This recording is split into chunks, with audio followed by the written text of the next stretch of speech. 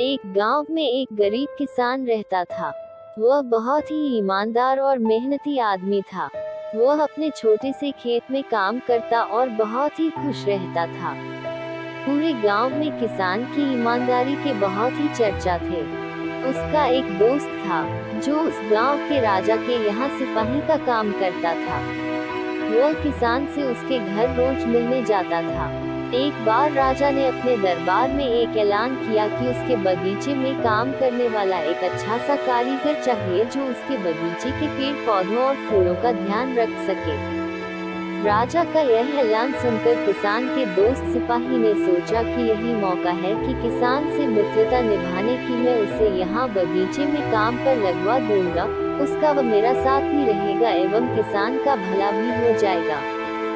यह सोचकर उसने राजा से कहा कि महाराज, मैं आपके लिए एक ऐसे आदमी को लेकर आऊंगा जो यह काम अच्छे से कर लेगा। तभी राजा ने उस सिपाही को आदेश दिया कि जाओ, कल से ही बगीचे में काम करने के लिए कह दो। उसी वक्त वह सिपाही अपने दोस्त किसान के पास पहुंच गया और उसने किसान को बगीचे के काम की सारी बात बता दी और किसान ने भी काम करने के लिए खुशी खुशी हाँ कर दिया। अगले ही दिन अपने दोस्त के साथ राजमहल पहुंच गया। सिपाही उसे राजा के सामने लेकर गया और राजा ने उस किसान को बगीचे की पूरी देखभाल का काम सौंप दिया। राजा ने कहा, तुम अगर पूरी ईमानदारी के साथ काम करोगे तो तुम्हें 50 सोने की मुद्राएं हर महीने दूंगा। किसान खुशी खुशी बगीचे में काम करने के लिए हाँ कर देता है और वह उसी वक्त बगीचे में काम करने लगा। किसान बगीचे में बहुत दिन लगाकर काम करता था। कुछ दिन बीत गए, किसान ने बगीचे को बहुत सुंदर व हरा भरा बना दिया। राजा को उसका काम बहुत पसंद आया। एक दिन किसान बगीचे में कुछ खुदाई कर रहा था, तो उसने जमीन के नीचे कुछ महसूस किया। तो उसने खुदाई की तो देखा वहां नीचे एक बड़ी सी संदूक थी।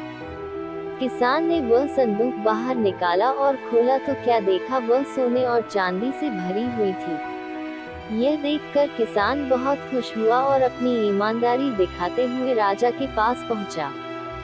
राजा किसान की ईमानदारी देखकर बहुत खुश हुआ और उसके साथ वहां गया जहां किसान ने खजाना निकाला था। राजा ने देखा तो कहा, यह खजाना तो हमारे पुरखों का है। हम कई वर्षों से इसे खोज रहे थे। खजाना देख राजा बहुत ही खुश हो जाता है। राजा अगले दिन किसान को पूछता है, तुम्हें क्या इनाम चाहिए? किसान बोला, मालिक, मुझे कुछ नहीं चाहिए, मेरे पास जो भी है मैं उसी में खुश हूँ।